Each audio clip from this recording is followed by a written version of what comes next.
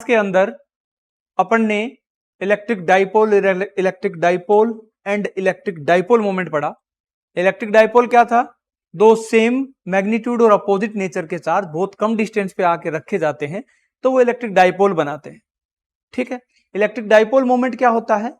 उन दोनों में से किसी एक चार्ज का मैग्नीट्यूड और उनके बीच की जो डिस्टेंस है उसका प्रोडक्ट ही क्या कहलाता है? आपका इलेक्ट्रिक मोमेंट की डायरेक्शन होती है माइनस चार्ज से प्लस चार्ज की ओर डाइपोल में।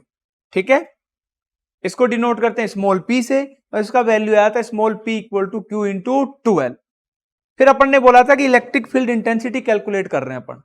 एक तो जो आपका इलेक्ट्रिक डाइपोल है उसके एक्सिस पर किसी पॉइंट पर, और एक करेंगे उसकी एक्सिस से सेंटर ऑफ मास से परपेंडिकुलर एक एक्सिस खींचने के बाद उस पर किसी पॉइंट पर। मैंने एक डायग्राम बनवाया था जिसमें अपन क्या कह रहे थे कि भाई ये आपका प्लस चार्ज है और ये आपका माइनस चार्ज है, ये इसकी क्या हो गई आगे की तरफ बढ़ा दें तो एक्सिस, इस पॉइंट पर निकालना सीख लिया था अपन ने। ये इसका सेंटर ऑफ मास होता है जिससे परपेंडिकुलर एक्सिस पर किसी पॉइंट पर आज निकालेंगे अपन।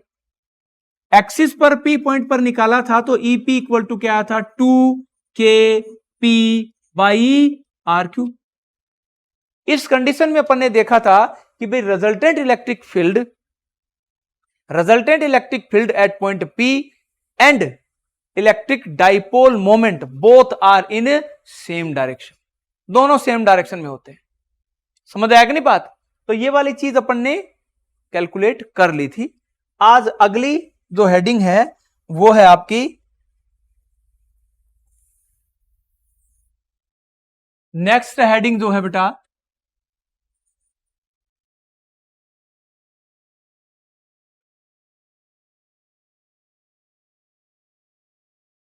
नेक्स्ट हेडिंग है वो है बी पॉइंट लिखेंगे अपन, और बी पॉइंट में at A point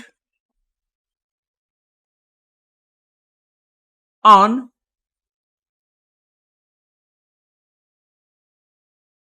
equatorial axis. एक पॉइंट लेंगे जो कहां है? इक्वेटोरियल एक्सिस पर है। कैसे होता है ये? मान लेते हैं डाइपोल है, दोनों के बीच की डिस्टेंस कितनी है? 2l। इस पॉइंट को अपन A बोल रहे हैं, इसको B बोल रहे हैं। ये इसका सेंटर ऑफ मास है जिसको C पॉइंट बोल दिया।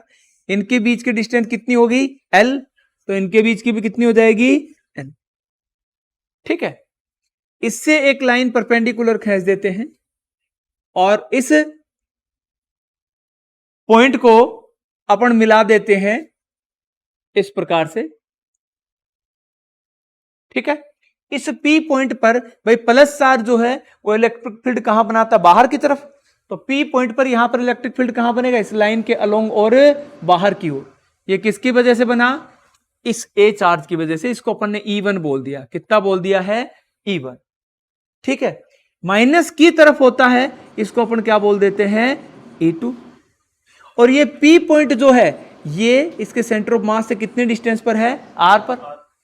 ये एक राइट एंगल ट्रायंगल है, इस राइट एंगल ट्रायंगल में ये L है इधर से इधर तक, और ये क्या है? R है। तो ये कितनी आ जाएगी? √r² plus L²। Pythagoras theorem use करके अपन कैलकुलेट कर देंगे। भाई ये है तो ये भी इतनी होगी, सेम ही तो डिस्टेंस है। अरे समझ में आया कि नहीं? ये भी आपका क्या होगा?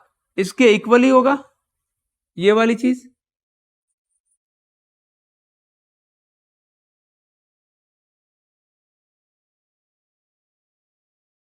तो ये वाली चीज भी इसके इक्वल होगी, यानी दोनों की जो डिस्टेंस है वो आपकी सेम होगी। E2 की डायरेक्शन इसी की तरफ क्योंकि माइनस चार्ज है और प्लस चार्ज के कारण बाहर की ओर। समझ में आएगी नहीं बात? और अपन क्या बोल सकते हैं कि E1 का जो मैग्नीट्यूड है वो किसके इक्वल है? E2 के इक्वल है। क्यों? क्योंकि दोनों पर जो चार्ज बैठा है QQ मैग्नीट्यूड में तो इक्वल है, मीडियम भी सेम है, और दोनों के बीच की डिस्टेंस कहां से? P पॉइंट से ये डिस्टेंस और ये डिस्टेंस दोनों की क्या है, बराबर है। समझ में आया कि नहीं? तो डिस्टेंस बराबर है तो दोनों बराबर होंगे, इक्वल होंगे। तो इक्वल अपन लिख देंगे, कितना आ जाएगा, K Q by R square plus L square, उसका रूट आएगा और उसका स्क्वायर बनेगा, तो रूट स्क्वायर कैंसिल हो जाएंगे। तो ये इसकी वैल्यू आ गई। समझ आया कि नहीं बात? अब अपन अज्यूम कर रहे हैं कि भाई ये वाला एंगल कितना है, थीटा है। अपन ने अज्यूम करा ये कितना है, थीटा। तो ये थीटा तो ये भी थीटा ही होगा। अरे सिमेट्री, इन दोनों में क्या है, सिमेट्री है। ये इधर ट्रायंगल है, ये इसके इक्वल है, क्योंकि ये लेंथ भी इक्वल है दोनों की, ये लेंथ भी इक्वल है। समझ आया कि नहीं? तो ये ट्रायंगल में ये जो एंगल बनेगा, सारी की सारी इनकी लेंथ क्या है, बराबर है। इसके लिए इनका करस्पॉन्डिंग एंगल्स हैं वो भी क्या होंगे, बराबर होंगे। भाई ये एल, ये आर, इसमें आर कॉमन, ये आपकी रूट में R square plus L square, ये भी रूट में R square plus L square. तो जब सारी साइड इक्वल हैं तो एंगल भी क्या होंगे, इक्वल होंगे। समझ में आया कि नहीं? तो ये थीटा, ये थीटा। अब यहां पर अपने एक हॉरिजॉन्टल लाइन खींच दें, तो ये थीटा तो ये भी थीटा होगा। अरे होगा कि नहीं? और ये थीटा तो ये भी थीटा होगा। ये पूरा कितना हो गया, 2 थीटा। अब E1 और E2 क्या है, इलेक्ट्रिक फील्ड है, पॉजिटिव और नेगेटिव चार्ज के कारण। दोनों आपके वेक्टर क्वांटिटी हैं, और वेक्टर क्वांटिटी जब एक दूसरे से किसी एंगल पर होते हैं तो उनका रिजल्टेंट आता है। तो मान लेते हैं इस पॉइंट पर इनका रिजल्टेंट क्या आ गया, ईपी आ गया। और ईपी का मैग्नीट्यूड कैसे कैलकुलेट करेंगे अपन ने दो वेक्टर क्वांटिटी का मैग्नीट्यूड कैलकुलेट करना सीखा 11th क्लास में। वो क्या आता है, E1 square plus E2 square plus 2E1 E2 cos angle इनके बीच का। अरे है कि नहीं? अब देखो E1 E2 एक दूसरे के इक्वल है और E के इक्वल है, तो अपन यहां रख देंगे, क्या हो जाएगा, ये E square plus E square plus 2E square कोस 2 थीटा। समझ आएगी नहीं बात? E स्क्वायर जुड़ के क्या हो जाएगा, 2 स्क्वायर। तो ये हो गया आपका 2E square plus 2E square cos 2 theta. समझ आई बात ये? अब देखो 2 स्क्वायर कॉमन है, तो अपन क्या कर देंगे, 2E स्क्वायर, यहां पर क्या बच गया, 1 प्लस कोस 2 थीटा, और रूट तो चल ही रहा है। समझ आया कि नहीं बात? अब देखो ट्रिग्नोमेट्री में आपका एक फॉर्मूला होता है कि cos 2 थीटा जो होता है वो इक्वल होता है 2 cos स्क्वायर थीटा माइनस 1 के। According to trigonometry, formula of cos 2 theta is 2 cos square theta minus 1। इस वैल्यू को यहां पुट कर दो, तो क्या होगा, EP equals to 2E square 1 plus 2 cos square theta minus 1। 1 से गया, ये 2 मल्टीप्लाई होके कितना हो जाएगा, 4। क्या बनेगा यहां पर देखो, EP equal to 4E square cos square theta बन गया ये। अब ये रूट से बाहर निकलेगा तो 4 का हो जाएगा 2, E स्क्वायर का हो जाएगा E, कोस स्क्वायर थीटा का हो जाएगा कोस थीटा। तो ये बन गया 4E कॉस थीटा। क्या बन गया, सॉरी, 2E कोस थीटा बन गया। तो अपन लिख देंगे 2E कॉस थीटा।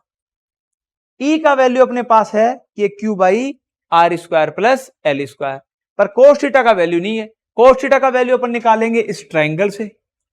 समझ में आएगी नहीं बात? तो अपन बोल रहे हैं यूजिंग, इधर लिख रहा हूं मैं, using triangle, right angle triangle है, क्या है, ACP, उसमें निकाल लेते हैं कोस थीटा।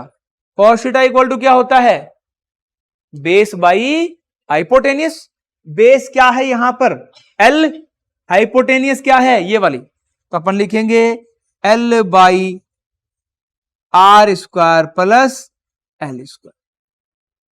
तो अपने पास E का वैल्यू भी है, cos थीटा का भी है, उसको अपन इसको इक्वेशन फर्स्ट बोल देते हैं कि putting the value of E and cos theta in equation first. यहां तक की बात समझ आई?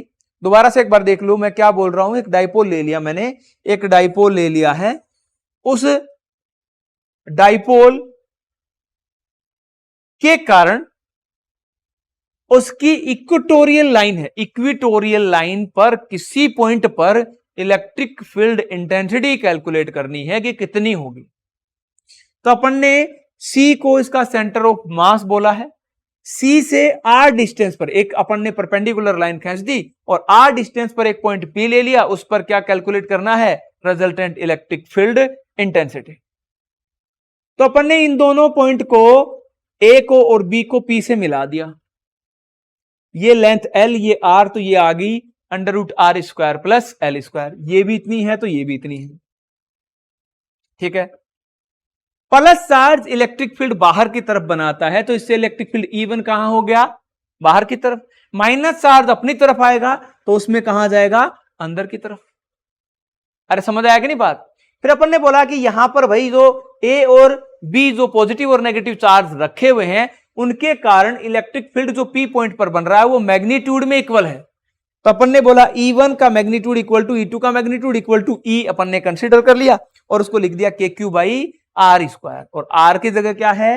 Under root R square plus L square. Root से स्क्वायर कट जाएगा, जी आ गया E का वैल्यू। फिर अपन ने बोला कि E1 और E2 दोनों वेक्टर क्वांटिटी है, इसलिए इनका कोई रिजल्टेंट होगा। और अपन ने बोला कि ये तीनों, देखो यहां राइट एंगल ट्रायंगल इधर वाला और इधर वाला, दोनों की तीनों साइडें बराबर हैं, इसलिए एंगल भी क्या होंगे? इनके इक्वल होंगे, करस्पॉन्डिंग एंगल इक्वल होंगे। तो ये थीटा तो ये भी थीटा हो गया। अब ये थीटा है तो ये थीटा, और ये थीटा है तो ये थीटा। ये टोटल एंगल कितना बन गया? 2 थीटा का। तो अपन ने रिजल्टेंट का फॉर्मूला अपन ने पढ़ा है 11th क्लास में, R equal to under root P square plus Q square plus 2pq cos theta. तो R की जगह क्या लिख दिया? EP वेक्टर, उसका magnitude equal to E1 square E2 square plus 2E1 E2, उनके बीच का एंगल 2 थीटा है तो cos 2 थीटा लिख दिया, ठीक है। फिर अपन ने क्या बोला? E1 E2 की वैल्यू रख देते हैं जो कि अपन ने अज्यूम की है, और वो किसके इक्वल है? E के इक्वल। तो अपन ने रखा तो ये आ गया। फिर से अपन ने यहां इसको 2 स्क्वायर को कॉमन ले लिया और 1 plus cos 2 theta. cos 2 theta का फॉर्मूला होता है 2 cos स्क्वायर थीटा माइनस 1। इस वैल्यू को यहां पुट कर दिया, 1 से गया 1 और आपका फॉर्मूला निकल के आ गया EP equal to under root 4E square cos square theta, ठीक है। अब जब रूट हटेगा तो 4 का तो बन जाएगा 2, E स्क्वायर का बन जाएगा E, और cos स्क्वायर थीटा का बन गया cos थीटा। समझ आया कि नहीं बात? अरे हाँ कि ना? अगले स्टेप में अपन क्या करेंगे? अपने को निकालना है EP, और जिसका वैल्यू अपने पास आया हुआ है 2E cos थीटा, इसके अंदर अपन वैल्यू रख देते हैं E और cos थीटा की। तो अपन क्या कर रहे हैं? Putting the value of E and cos theta in equation 1 assume किया था अपन ने इसको। तो क्या आ गया? EP इक्वल्स टू 2E की जगह क्या है? KQ by R square plus, और cos थीटा की जगह क्या है? L by under root R square plus,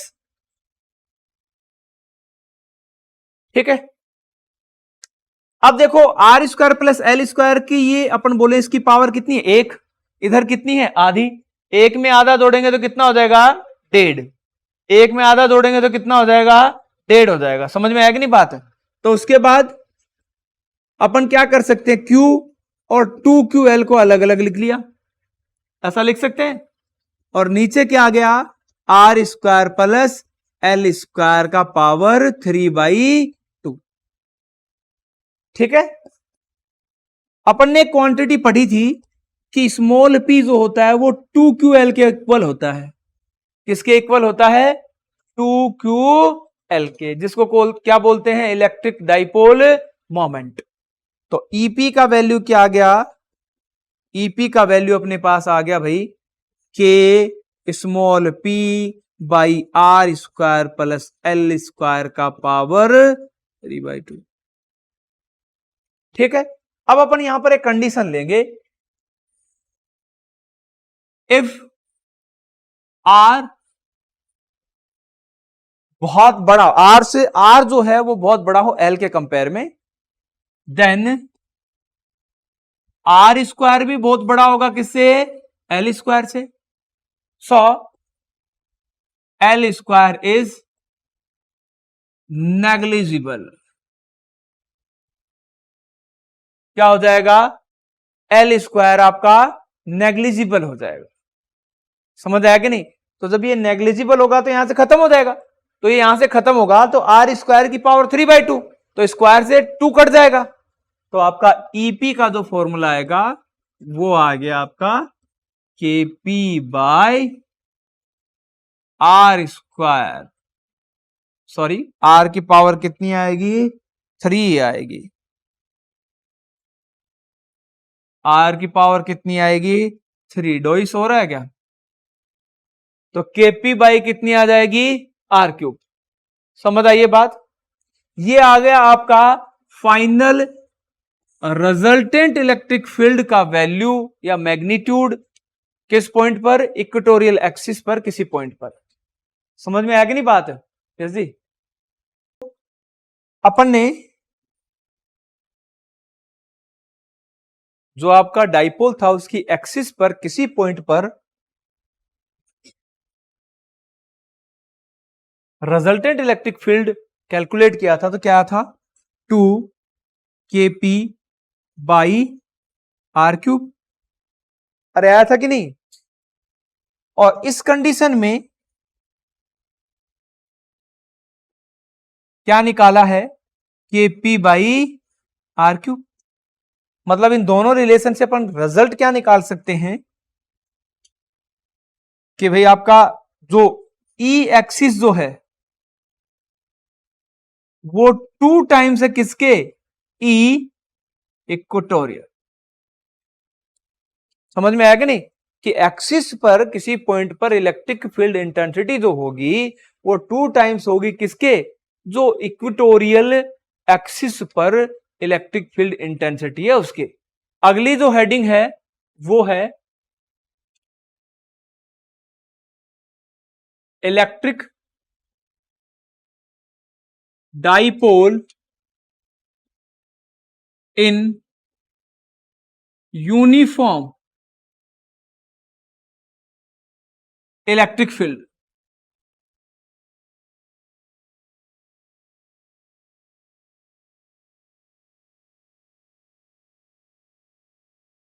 ठीक है, अब अपन क्या कर रहे हैं, जो डाइपोल है अपने पास उसको अपन यूनिफॉर्म इलेक्ट्रिक फील्ड के अंदर रखेंगे। समझ में आएगा नहीं? मैंने बताया था यूनिफॉर्म इलेक्ट्रिक फील्ड एक ऐसा फील्ड होता है जिसके अंदर इलेक्ट्रिक फील्ड लाइंस जो होती हैं वो सभी एक ही डायरेक्शन में होंगी और उनके बीच में बराबर स्पेसिंग होगी। तो ये अपने पास क्या है, एक यूनिफॉर्म इलेक्ट्रिक फील्ड है और इस इलेक्ट्रिक फील्ड के अंदर अपन एक डाइपोल रखते हैं थीटा एंगल पर। अपन ने एक इलेक्ट्रिक डाइपोल लिया और उसको अपन ने थीटा एंगल पर किसके साथ, इलेक्ट्रिक फील्ड के साथ प्लेस्ड कर दिया है। ये कितना एंगल रखा अपन ने, थीटा। थीटा एंगल पर अपन ने इलेक्ट्रिक डाइपोल को रखा, डाइपोल के बीच की डिस्टेंस 2L, इधर वाला चार्ज कितना है, माइनस का, इधर वाला चार्ज किसका है, प्लस का। ठीक है, एक माइनस होता है एक प्लस होता है। तो मैंने आपको बताया था कि पॉजिटिव चार्ज को जब अपन इलेक्ट्रिक फील्ड के अंदर रखते हैं तो उसके ऊपर जो इलेक्ट्रिक फोर्स लगेगा वो इलेक्ट्रिक फील्ड के डायरेक्शन में ही होता है। समझ में आएगा नहीं? तो इसके ऊपर जो फोर्स लगेगा इलेक्ट्रिक फोर्स वो आपका कितना होगा, Q इंटू ई। ये Q इंटू ई कहां से आया, definition of electrical field intensity, E equal to F by Q होता है। तो अपन ने पॉजिटिव चार्ज पर इलेक्ट्रिक फील्ड की डायरेक्शन होगी इलेक्ट्रिक फील्ड की ही डायरेक्शन में। इस पर जो फोर्स लगा वो आपका वो भी कितना है, क्यू ई ही है। कितना है? क्यू ई ही है।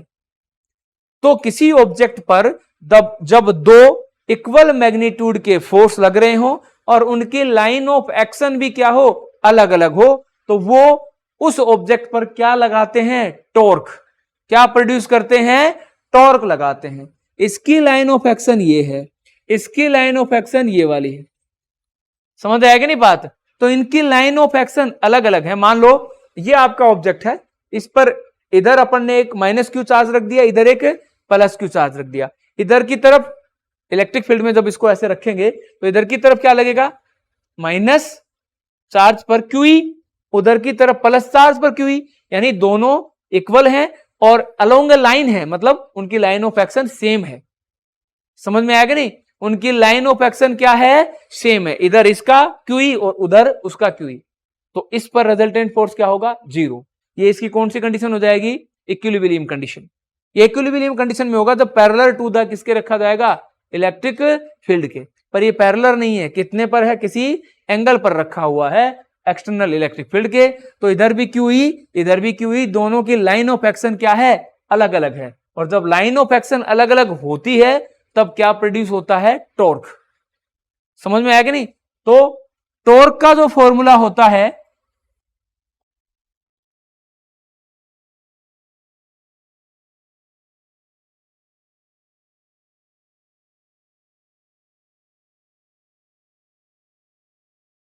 जो टॉर्क का फॉर्मूला होता है, टॉर्क को डिनोट करते हैं अपन टाउ से। किससे डिनोट करते हैं? टाउ से। फॉर्मूला जो होता है वो होता है फोर्स इनटू परपेंडिकुलर, ये मैं साइन किसका बना रहा हूं? परपेंडिकुलर का। Perpendicular distance between line of action of force. समझ में आएगा नहीं? लाइन ऑफ एक्शन, इसकी लाइन ऑफ एक्शन ये है, इसकी इधर है, तो परपेंडिकुलर डिस्टेंस कौन सी हो जाएगी? ये वाली। इस वाले को मैं बोल देता हूं ए, इस वाले को बोल देता हूं बी, और इसको बोल देता हूं ओ। तो परपेंडिकुलर डिस्टेंस कौन सी होगी? O B. इसके ऊपर फोर्स इधर, इसके ऊपर फोर्स मेरी तरफ, दोनों के बीच की डिस्टेंस परपेंडिकुलर कौन सी होगी? O B. तो अगले स्टेप में मैं क्या लिखूंगा? टाउ इक्वल टू फोर्स कितना है बेटा? मैग्नीट्यूड में क्यू इंटू ई, और डिस्टेंस कौन सी है? ओबी। अब इस ओबी का वैल्यू अपन कैलकुलेट कर सकते हैं राइट एंगल ट्रायंगल यूज करके। तो अपन ने यूजिंग ट्रायंगल कौन सा है? ए ओ बी, ये यूज कर लिया। इसमें निकाल लिया साइन थीटा, और साइन थीटा क्या होता है? Perpendicular by hypotenuse. परपेंडिकुलर कितना हो गया यहां पर? ओबी। अरे है कि नहीं परपेंडिकुलर ये वाली डिस्टेंस? तो परपेंडिकुलर हो गया अपने पास ओबी। हाइपोटेन्यूस कितना हो गया? 12। अरे हाइपोटेन्यूस कितना है? 12। तो ये लिख दिया अपन ने 2L। तो अपने पास ओबी का वैल्यू निकल के आया 2L sin थीटा। इस ओबी का वैल्यू अपन ऊपर इक्वेशन में पुट कर दें, इसको इक्वेशन फर्स्ट बोल देते हैं। तो putting the value of OB in equation 1, putting the value of OB in equation first, तो टाउ इक्वल टू कितना आ जाएगा? Q E 2L sin theta. आ गया कि नहीं? टाउ इक्वल टू क्या आ गया? Q E 2L sin theta. अपन इसको ऐसे लिख सकते हैं कि 2QL ई साइन थीटा लिख सकते हैं। अब 2QL इक्वल टू क्या होता है? Small p। तो अगले स्टेप में मैं क्या करूंगा? टाउ इक्वल टू मैंने रख दिया PE साइन थीटा। क्यों? क्योंकि P इलेक्ट्रिक डाइपोल मोमेंट था जो कि किसके इक्वल होता है? 2QL के। अब अपने को पता है टाउ एक वेक्टर क्वांटिटी होती है। टाउ क्या होती है? एक वेक्टर क्वांटिटी होती है, और vector quantity generally cross product से मिलती है टू वेक्टर क्वांटिटी के। तो देखो पीबी वेक्टर ईबी वेक्टर, तो इन दोनों का क्रॉस प्रोडक्ट कौन बताता है? Sine theta. तो ये अपन कैसे लिख सकते हैं वेक्टर फॉर्म में? Tau vector equal to P vector into E vector. दो वेक्टर क्वांटिटी के क्रॉस प्रोडक्ट से वेक्टर क्वांटिटी ही मिलती है। समझ में आएगा नहीं? अपन यहां पर केस ले सकते हैं, case number first. Case number first क्या है? अपन अज्यूम कर रहे हैं इफ थीटा इक्वल टू, तो जब थीटा 0 रखा जाएगा तो tau equal to PE sine 0, और ये कितना आएगा फिर 0, क्योंकि साइन 0 0 होता है, तो ये क्या वैल्यू होगी इसकी? मिनिमम वैल्यू होगी। और ये इस डाइपोल की इक्विलिब्रियम कंडीशन होगी। कौन सी कंडीशन होगी? Equilibrium condition. केस 2 ले लें, तो केस 2 के अंदर अपन कर रहे हैं थीटा का वैल्यू 90। तो जब थीटा का वैल्यू अपन 90 कर देंगे, जब थीटा का वैल्यू अपन 90 कर देंगे तो अपने पास क्या होगा? साइन 90 का वैल्यू 1 हो जाता है, तो tau equal to PE sine 90। Sine 90 कितना होता है? 1। तो ये 1 बन गया, तो टाउ इक्वल टू आ गया P इंटू ई, और ये इसका कौन सा वैल्यू आ जाएगा? Maximum value. समझ में आएगी नहीं बात? ये कब होगा? जब इलेक्ट्रिक फील्ड जो था अपने पास, ये इलेक्ट्रिक फील्ड से ये जो डाइपोल है ये एकदम क्या हो जाए? परपेंडिकुलर। तो ये जब परपेंडिकुलर होगा इलेक्ट्रिक फील्ड के, तो इस पर मैक्सिमम फोर्स अप्लाई हो। पैरेलल हो जाएगा तो 0, क्योंकि फोर्सेज जो अपोजिट डायरेक्शन में लग रहे हैं वो एक दूसरे को बैलेंस कर देंगे। समझ में आएगा नहीं? और जब परपेंडिकुलर होगी तो मैक्सिमम ये डिस्टेंस ओबी जो है ये क्या हो जाएगी? फिर मैक्सिमम हो जाएगी। किसके इक्वल हो जाएगी? 2l के। किसके इक्वल हो जाएगी फिर? 2l के। समझ आएगी नहीं बात? तो ये आपका केस है कि भाई अपन ने एक इलेक्ट्रिक डाइपोल लिया और उसको यूनिफॉर्म इलेक्ट्रिक फील्ड में रखते हैं थीटा एंगल पर, तो उसके कारण उसके ऊपर दो इक्वल और अपोजिट डायरेक्शन में उस डाइपोल पर क्या लगते हैं? इलेक्ट्रिक फोर्स लगते हैं, जिसके कारण इस डाइपोल पर एक टॉर्क लगेगा, और वो टॉर्क का वैल्यू अपन ने कैलकुलेट किया है, जिसका वैल्यू है पीई साइन थीटा, या tau vector equal to P vector cross E vector. समझ आया कि नहीं बात? अरे हाँ कि ना? आप लिखो। तो नेक्स्ट हेडिंग है इलेक्ट्रिक फ्लक्स।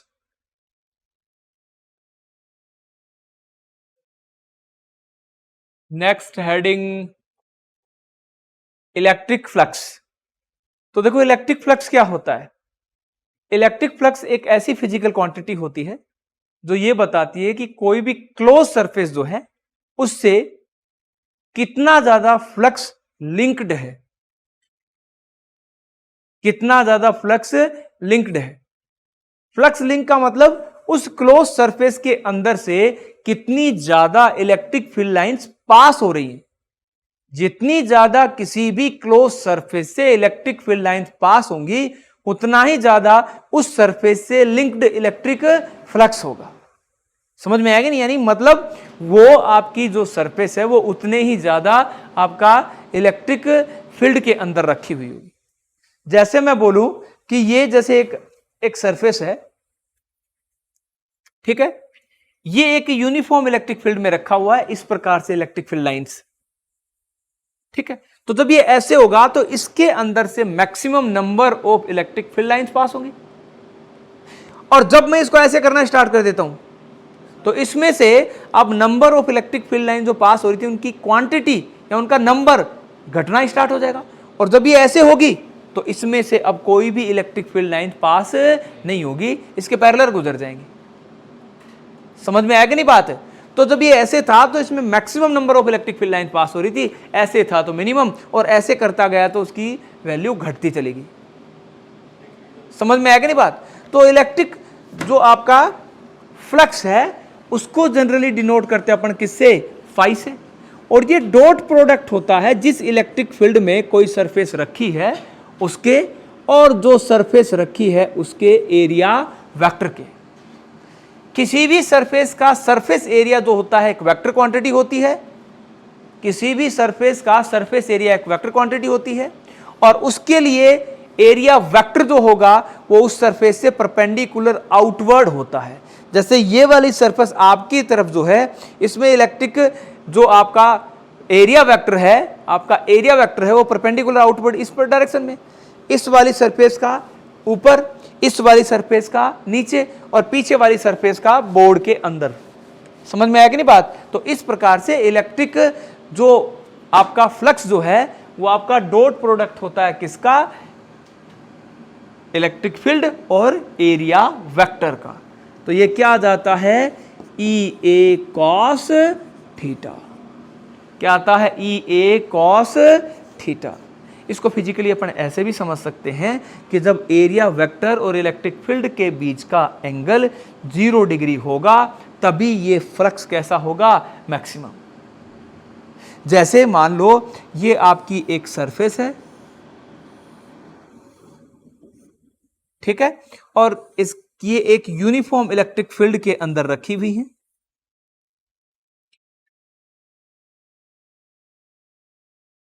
ठीक है, ये इलेक्ट्रिक फील्ड की डायरेक्शन है।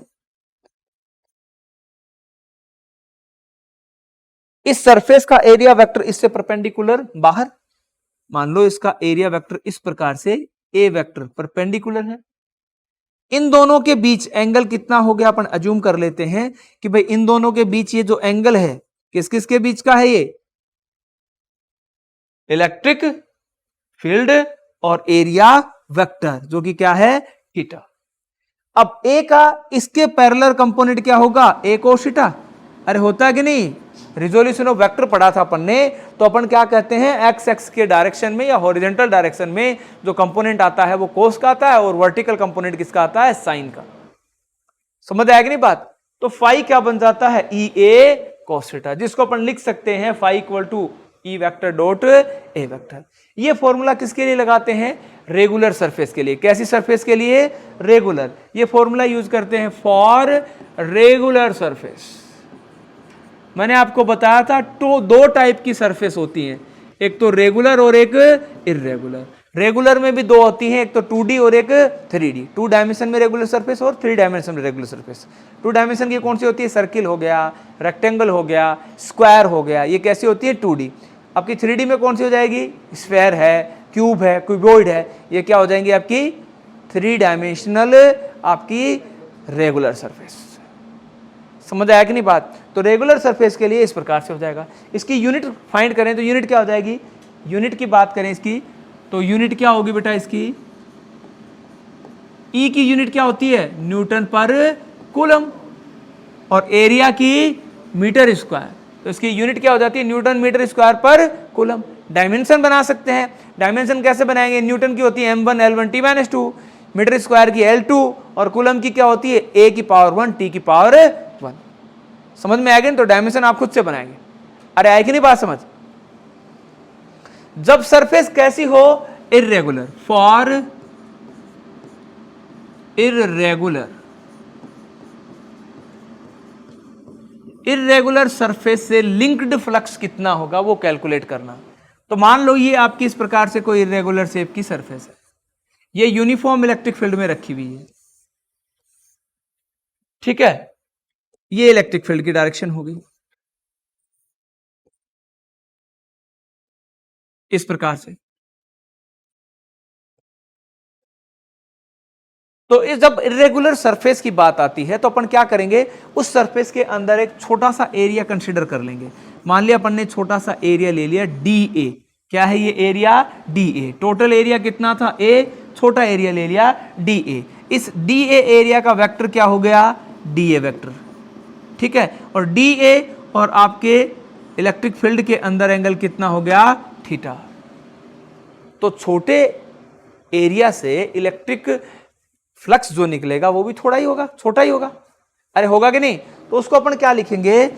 D phi equal to E into D A vector form. समझ में आएगा नहीं? छोटे एरिया से जो इलेक्ट्रिक फ्लक्स पास होगा वो हो गया। टोटल एरिया से कितना आ जाएगा? इंटीग्रेशन कर देंगे। अरे कर देंगे कि नहीं? तो दोनों तरफ अपन ने इंटीग्रेशन कर दिया, इसको लिख दिया E D A cos theta. Surface कैसी है? क्लोज, इसलिए अपन ऐसा साइन लगाएंगे। ये साइन बताता है क्लोज इंटीग्रेशन को। किसको? Close integration. सरफेस बंद है इसलिए क्या इंटीग्रेशन करेंगे? Close integration. तो रेगुलर सरफेस के लिए अपने को एरिया का फॉर्मूला पता होता है, इसलिए ये फॉर्मूला लगाएंगे, और इसमें एरिया का फॉर्मूला पता नहीं होता, इसलिए अपन ने उसका इंटीग्रेशन वाला मेथड यूज करके उससे पास जो हो रहा फ्लक्स उसका वैल्यू निकालेंगे। समझ में आया कि नहीं बात है? तो अब देखो फ्लक्स का वैल्यू क्या आ जाएगा इरेगुलर सरफेस के लिए, फाई इंटीग्रेशन करने के बाद close integration EDA cos theta. समझ में आया कि नहीं? इरेगुलर शेप के लिए क्या हो जाएगा, ये इलेक्ट्रिक फ्लक्स का वैल्यू हो जाएगा। अरे आई कि नहीं बात समझ? रोकना।